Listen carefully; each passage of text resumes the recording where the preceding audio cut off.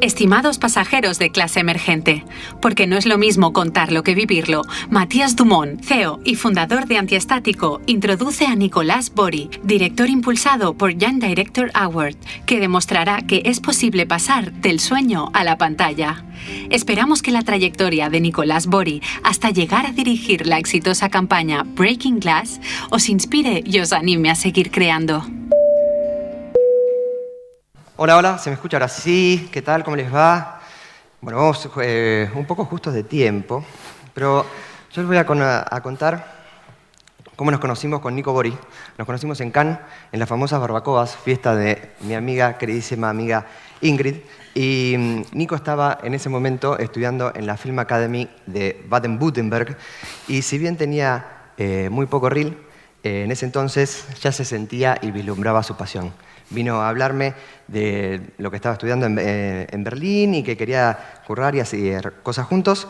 Y posteriormente hablamos de hacer cosas juntos y me comentó un proyecto que iba a ser de la uni, de la Film Academy, que le ponía recursos de VFX y que para la postproducción, pero que por la temática y tal, lo veía para rodar en Islandia, que era ideal para rodarlo en Islandia, que era...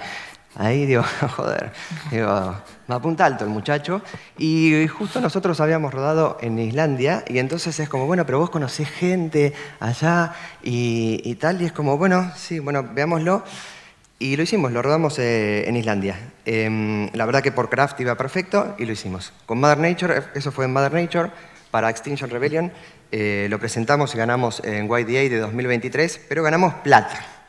Y dijimos, joder, la próxima por el oro.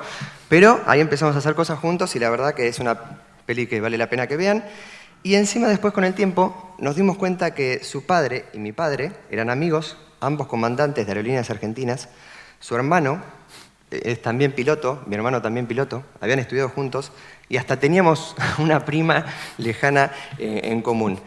Y ya siendo casi familia, con el cine y la aviación como pasión de por medio, me cuenta una idea que tenía en la cabeza de contar la historia de la primer mujer piloto. Bueno, está buena, era ambiciosa. Empezamos a moverlo con aerolíneas argentinas, que teníamos contacto con Iberia, para contar cómo fue la primer mujer piloto de cada una de esas aerolíneas.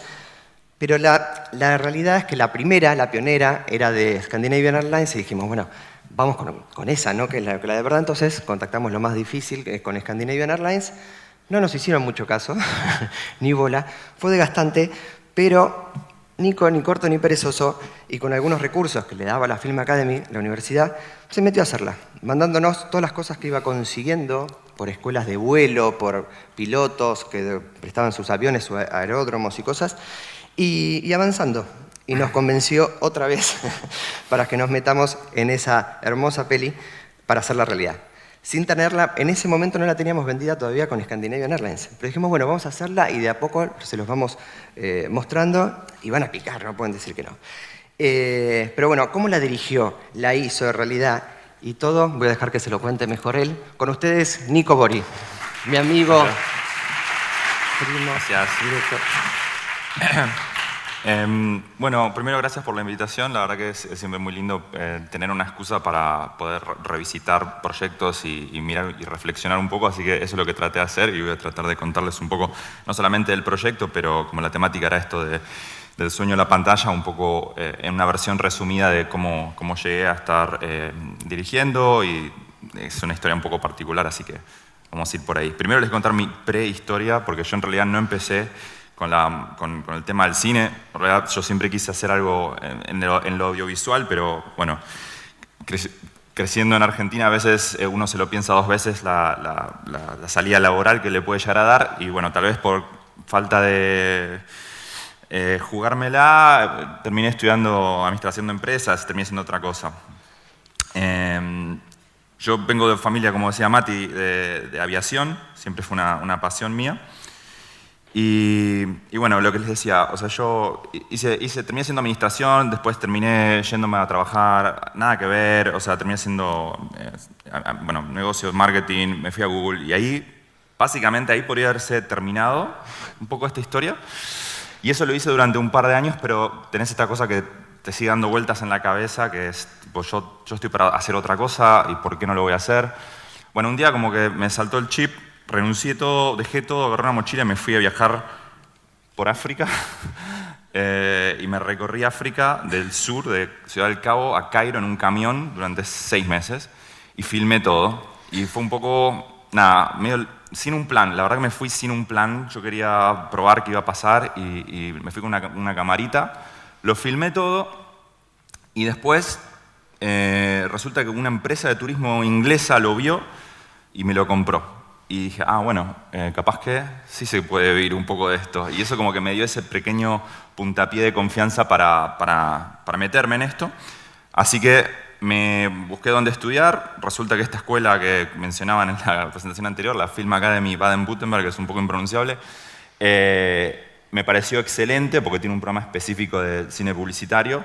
Me anoté, fue muy difícil entrar, toman 3 personas por año, o sea que la verdad que yo fallé 2 veces, pero seguí intentando entrar. Me mudé desde Argentina a ese pueblito hasta que ya acertaron de verme y me dijeron, bueno, te aceptamos. Y en el primer año, con los compañeros estos de estudios, decidimos irnos a Cannes a hacer una especie de excursión informal. Yo nunca había estado en Cannes, no conocía lo que era el YDA, pero bueno, ahí fuimos, empezamos a conseguir brazaletes para ir a un montón de eventos que no conocíamos. Uno de ellos fue el YDA. Y como que flasheé el nivel de craft y el nivel de creatividad y nada, lo que había otra gente haciendo y lo que era esta plataforma para poder uno mostrar lo que es capaz de hacer, porque a veces uno puede hacer algo, pero si no te dan la oportunidad, es esta huevo y la gallina, o sea, uno puede hacerlo, pero si no lo hiciste antes no te van a confiar, entonces no puedes crear reel. Entonces me pareció una plataforma genial y me lo puse medio como meta de en un momento ganar algo ahí. Bueno, ahí quedó. Terminé yendo a uno de esos eventos que fue la barbacoa de Tantor, que también no sé cómo logramos entrar. Y nada, aunque parezca cliché, me lo conocí a Mati en un asado, como contaba. Y nada, pegamos buena onda, nada, seguimos en contacto y nada, pasó un tiempo y a los pocos meses le dije, che, Mati, lo que contaba Mati, quiero hacer este proyecto, pero la verdad que me gustaría hacerlo en Islandia, me faltan recursos, ustedes tienen el know-how, ¿por qué no vamos a hacerlo? Mati me dio una mano, hicimos esta peli que se llama Mother Nature's Power, que les cuento brevemente porque en realidad les quería contar del otro proyecto, pero viene a colación porque en este proyecto tuvimos un montón de cosas y un montón de desafíos que nos ayudaron luego a hacer el otro proyecto. O sea, por un lado necesitábamos filmar acá por los paisajes naturales que eran, nada, justo lo que necesitaba el guión, y eso era una dificultad, y la otra dificultad eran los efectos especiales. Este es el primer proyecto que yo hacía con CGI y Visual Effects y todo eso, o sea que fue un gran desafío llevarlo adelante. Hicimos un montón de cosas como, por ejemplo, este es material de dron de National Geographic que conseguimos. Con eso hicimos fotogrametría de un iceberg para mejorar el modelado, etcétera, etcétera. Son todas cosas que yo antes no sabía y que fue, nada, como abrir un nuevo mundo. Y les muestro una partecita muy breve. Esto tiene sonido, a ver si nos salta. Muy breve para mostrarles un poquito cómo fue el resultado. Pero nada, tenía toda esta parte masiva de CGI y un nivel de ambición un poquito más grande de lo que yo venía manejando. Y eso fue importante porque cuando vino el próximo proyecto ya habíamos desarrollado una confianza, una manera de trabajar, una manera de encarar los proyectos cuando tal vez algunos recursos eran escasos y también algunas cosas técnicas que nos ayudaron a resolver este próximo proyecto, que es el que en realidad les quería venir a hablar, que es Breaking Glass.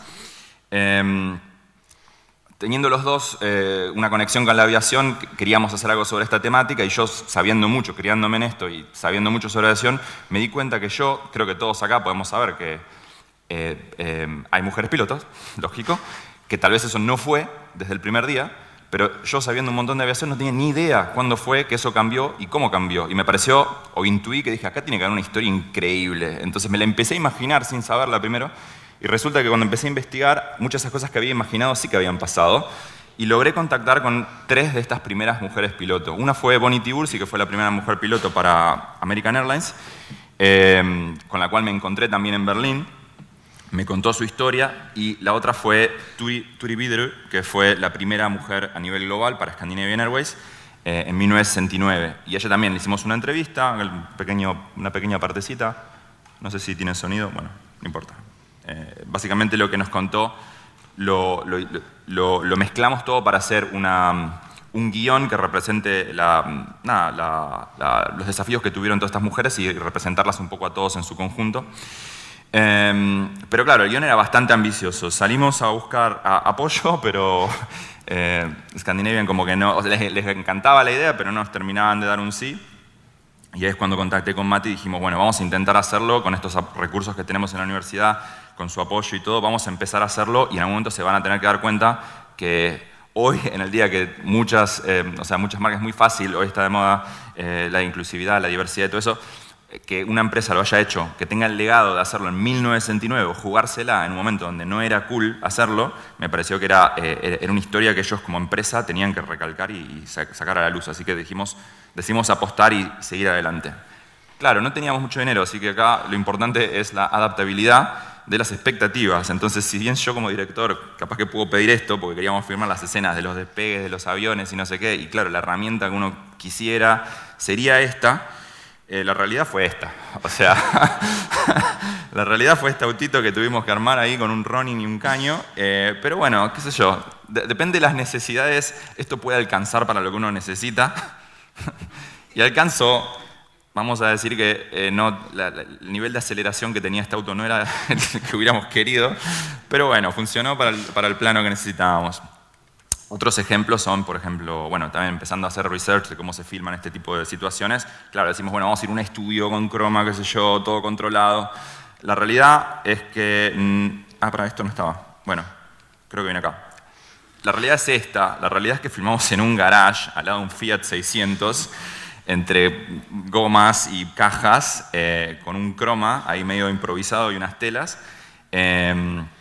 Y funcionó igual. Y tal vez otro de los ejemplos que también son interesantes es, yo no quería evitar esta situación de que los actores tengan que moverse, como viste cuando uno está en un barco y tienen que actuar. Me parece que siempre queda falso, me parecía que la autenticidad era clave para esta pieza.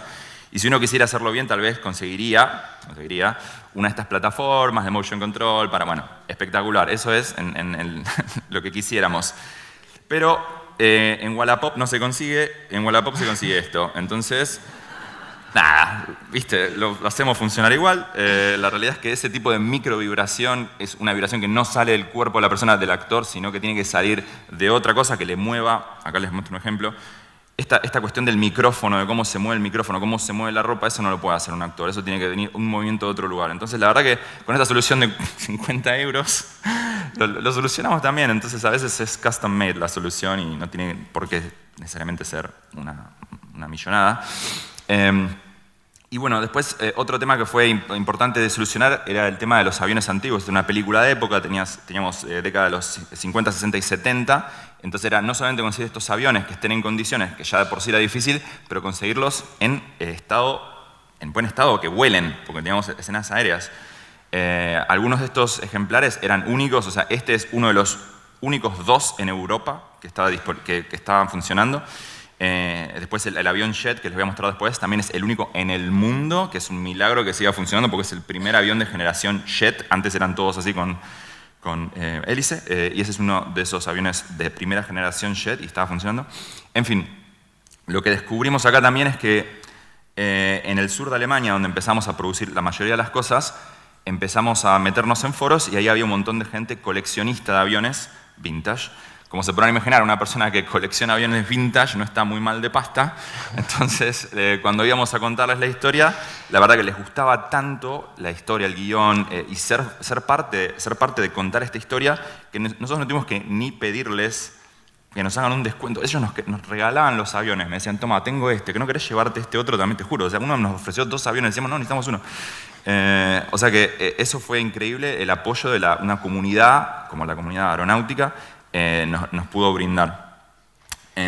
Después dificultades también del tipo técnica tuvimos en lo que fue filmar tomas aéreas, cosa que tampoco yo personalmente no había hecho, y fuimos de a poquito. Primero, ciertas tomas las fuimos generando con cámaras, algunas eran cámaras de acción como una GoPro, o sea, depende también, algunas cositas se pueden solucionar con menos, algunas cosas no. Pero bueno, atamos unas cuantas cámaras a los aviones y salimos a volar a generar material. Eso nos generó algunas cosas, fue una modalidad interesante.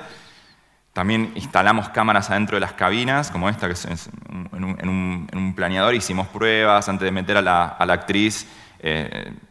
yo me sacrifiqué para ver que todo funcionase bien. Nada, fue una experiencia bastante interesante. Y después otra modalidad que teníamos para las tomas aéreas, conseguimos a través de un contacto un helicóptero y empezamos, intentamos hacer varias de las tomas aéreas también con este helicóptero, pero ahí nos encontramos con un problema que no habíamos anticipado, es que la turbulencia que genera este tremendo helicóptero ponía en riesgo acercarnos demasiado al avión. Entonces nosotros no podíamos generar esos shots que necesitábamos del avión porque no podíamos acercarnos. Entonces nosotros necesitamos esto, básicamente. Le ves el blanco del ojo al piloto, básicamente. Y por eso, la cuarta modalidad que hicimos para estas tomas aéreas fue, nos hicimos un despegue en formación con 4 aviones, dos aviones cámara y 2 aviones vintage que estaban en la película, que eran estos dos. Este fue el que me dijeron, ¿no querés otro avión? Bueno, dale, vamos con 2 aviones. Y hicimos este vuelo en formación y ahí pudimos conseguir todo este material que necesitamos, que fue también una de las partes más técnicamente complicadas de resolver. Y después, en cuanto a localizaciones, en realidad tuvimos como 9 localizaciones, filmamos en el sur de Alemania y también en Suecia, en distintas ciudades, pero les comento un poco las localizaciones más particulares. Una fue esta, que es el aeródromo de Agatasel, que está en el sur, y lo que tenía de beneficio esto es que, por un lado tenía ese ambiente de escuela de vuelo y no sé qué, estaba cerca de los Alpes, que nos daba unos paisajes increíbles cuando estábamos en altura, nos apoyaban un montón y tenían un hangar que se había construido en los años 50, todo de madera, vintage, o sea, era increíble, nos súper apoyaron y con ellos hicimos ahí partes de la peli. También filmamos en el aeropuerto de Västerås, que es un aeropuerto secundario de Estocolmo. Acá lo que teníamos es acceso a este avión, que también, como les contaba, casi único en Europa, con los colores de Scandinavian. Y no teníamos tanto protocolo de seguridad, por lo cual podíamos tener un equipo mediano, tampoco nos volvemos locos, pero teníamos un equipo mediano para generar todas las tomas que necesitábamos. Y tercero, también filmamos en el aeropuerto internacional de Estocolmo, pero acá ya fue bastante más complicado porque las medidas de seguridad eran altísimas, nos permitieron entrar, pero con un equipo muy, muy reducido, atrás había una base militar, cosas que uno se mete cuando está en un rodaje realmente, porque si no, no te metes en estas situaciones. Pero fue algo interesante. Esto, creo que no están dando el sonido, una pena, pero lo quería mencionar porque, como les contaba, este avión es único y estos aviones tenían un sonido muy particular, los motores tenían un sonido muy particular y nosotros queríamos ser lo más fieles posible, entonces hicimos también tomas de sonido de estos motores para que la autenticidad sea al 100%, porque además yo, viniendo de familia de pilotos, ya lo escuchaba a mi viejo mostrándole la película y en vez de concentrarse en la historia me dice, pero el sonidito, el botoncito ese es incorrecto. Por eso es algo que les encanta hacer a los pilotos, ver en las películas el mínimo error. No me lo quería fumar a mi viejo, así que fuimos a grabar el sonido. Y por último, casting. Casting también fue un poquito un desafío, porque teníamos estas 3 actrices que tenían que contar estas 3 generaciones, esos 3 momentos de esta mujer, pero no queríamos usar prostéticos ni maquillaje. A mí, no sé, me termina a veces no convenciendo 100%, tiene que ser muy bueno, y dijimos, vamos a salir a buscar realmente 3 mujeres, 3 chicas que más o menos se parezcan y que podamos llegar ahí. Conseguir la chica, recorrimos, lo más complicado obviamente fue la chica porque tenía que ser además una buena actriz, que lo es excelente, está filmando en Netflix, no sé cuántas películas, siempre, cada vez que prendo Netflix está ahí la chica, una crack la chica, súper profesional. Y después buscamos esta latín, pero lo que les quería mostrar es que al principio estábamos, como era difícil encontrar obviamente estas 3 match, nosotros buscamos por toda Europa y empezamos a hacer distintos grupos de chicas que matchaban. La de acá del grupo C inclusive es piloto de verdad también, la teenager esta. Pero estábamos haciendo las mezclas ahí a ver quién va a ser, quién no va a ser, y de repente hay una, la que iba a protagonizar la adulta, la que vuela el avión ya en la Scandinavian, que nos manda un video, nos manda su casting y nos manda un video extra que no le habíamos pedido. Y lo abrimos y resulta que la chica era piloto en serio, o había hecho su curso de piloto y nos mandó el video de su primer vuelo sola, que era básicamente la temática de la película. Entonces era tipo, wow, no puedo creer, la encontramos. Así que tratamos de hacer el match. Después, además nos enteramos después que la chica era influencer y había participado en Germany's Next Top Model. De eso nos enteramos después. O sea que fue tipo, wow, mirá todas las casualidades. Hicimos al final el mix entre la niña y la teen, y entre la teen y la adulta, y nos quedamos con este mix. Y bueno, esa fue una de las partes también que más desafío tuvimos. Y otro temita de casting que fue particular para mencionarlo fue que ciertas tomas las queríamos hacer de verdad en el aire, entre el que protagonizaba el instructor y el que protagonizaba la teenager. Y nada, tuvimos que salir a buscar y encontramos a este actor que en realidad tiene una licencia de piloto. Así que también con él era el plan de filmar ciertas escenas realmente en el aire.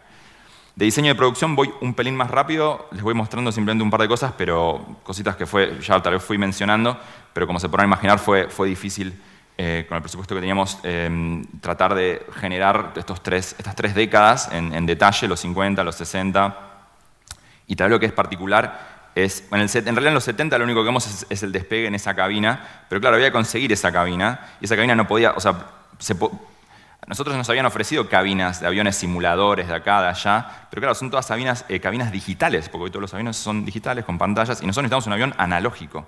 Y conseguir un avión analógico de este tipo, no un avión chiquito, grande, fue un incordio, fue muy difícil, pero bueno, conseguimos también en un descampado, que conseguimos, o sea, se refaccionó a un nivel que se usa como simulador, y ahí nos permitieron filmar.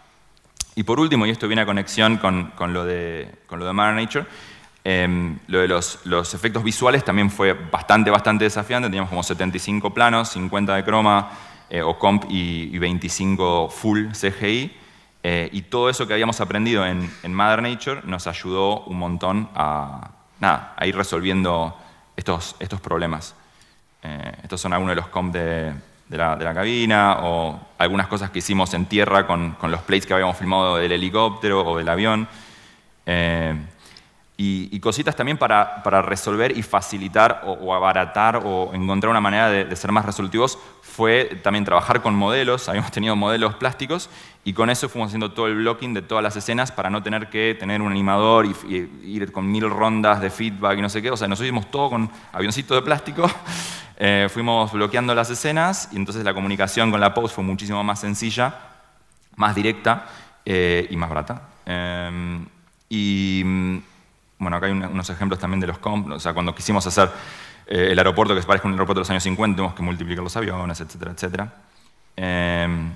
Bueno, resulta que historia final feliz, terminamos el film y con esto también, cuando lo vieron, Scandinavian, evidentemente dijeron, wow, nos encanta, queremos comprarla, y la terminaron usando para la campaña de Navidad.